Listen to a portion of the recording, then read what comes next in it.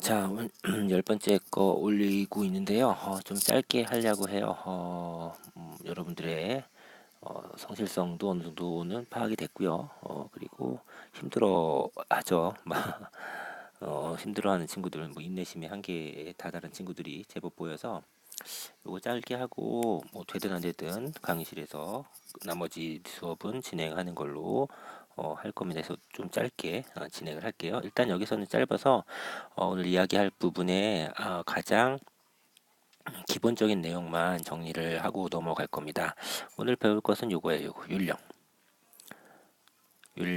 율령입니다. 율령은 그냥 쉽게 생각하면 법이라고 생각하면 됩니다. 법이라고 생각하면 되겠고요. 근데 그냥 법은 아니고요. 그냥 법은 아니고 법은 여러 가지 종류가 있어요. 그 중에서도 우리가 기록으로 남겨놓은 법, 즉 문자로 써놓은 법입니다. 성문법, 선생님 당연히 법은 책으로 써놓는 거 아닙니까? 이렇게 말할 수 있지만 그렇지 않습니다. 관습법이라고 해서 그냥 그렇게 해왔던 것, 당연히 해왔던 것 이런 것도 있어요. 관습은 문자로 기록해 놓진 않거든요. 법전에 법을 모아놓은 책에. 하지만 지금 이 율령은 그 관습법이 아니라 그냥 진짜 책으로 만들어 놓은 법을 말하는 겁니다. 문자로. 자, 그러면은 이게 그럼 다 율령, 이 다 성문법이 다 율령입니까? 그렇진 않아요. 서양 애들 거 빼야 되겠죠. 뭐 그런 식으로 본다면은 이거는 지역적으로도 동아시아, 즉 동아시아 지역에서 사용되었었던 성문법, 뭐 요게 율령의 기본적 개념이라고 보면 되겠습니다.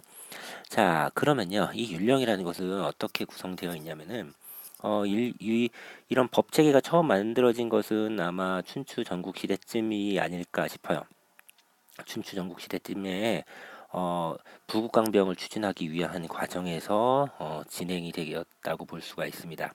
그러다가 이게 진나라와 한나라, 진나라와 한나라 때가 되면 법의 체계가 어느 정도 완성된 시기라고 볼 수가 있어요. 그런데 진나라와 한나라 때는 율령을 어떤 식으로 이해했냐면은 율이 법 자체를 의미했고요. 그 다음에 영은 왕이 내리는 명령 정도로 이해가 됐었어요. 이렇게 이해가 됐었는데 이게 시대가 조금 바뀌면서 위진남북조 시대, 위진남북조 시대요.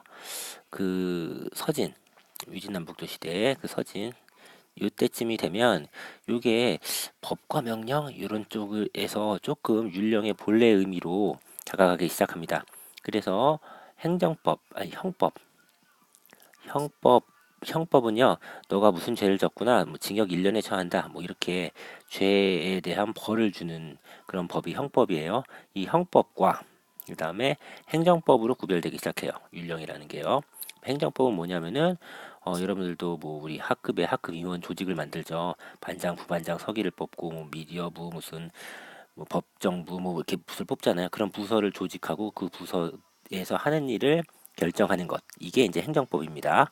자, 이런 것으로 나눠지기 시작합니다. 율령이. 거기서 이제 율이 이 형법을 말하는 거고, 령이 행정법을 말하는 거다. 이런 식으로 정리가 됩니다.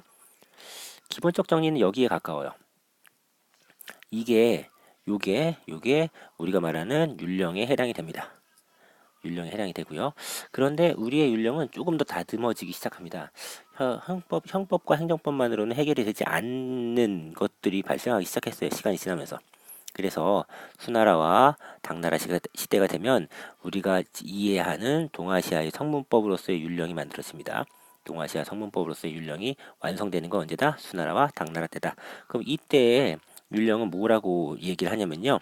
기존에 있었던 율과 형법, 령, 행정법, 그 다음에 여기에 격과 식이 추가됩니다. 그래서 율령 격식입니다. 우리가 말하는 율령은 그러니까 다시 말하면 율령 격식 줄여서 율령 이렇게 부르는 겁니다.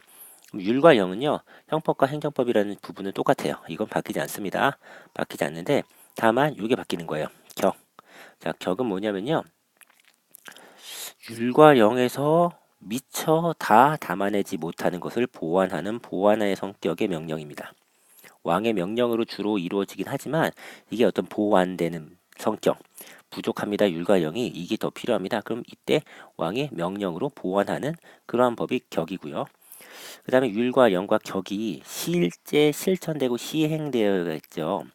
이렇게 시행할 때 어떤 정확한 절차, 그쵸? 그냥 공정성, 그쵸? 이런 것들을 담보하면서 이게 시행이 돼야지 대충 뭐 하는 놈이 그냥 지 하고 싶은 대로 막 하고 이러면 안 되죠.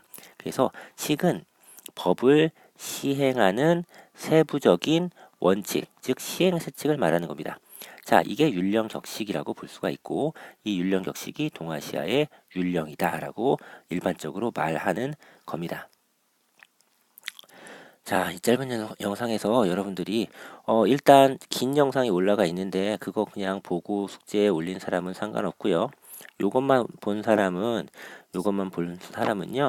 1번 문제 1번 문제 동아시아의 과거 옛날에 동아시아에서 사용된 성문법을 뭐라고 부르느냐. 그게 1번 문제입니다. 답은 다 알겠죠? 자, 그다음에 2번째 율령격식을 율과 령과 격과 식을 구분해서 설명하세요. 율은 무엇이고 령은 무엇이고 격은 무엇이고 식은 무엇인지를 구별해서 설명하세요.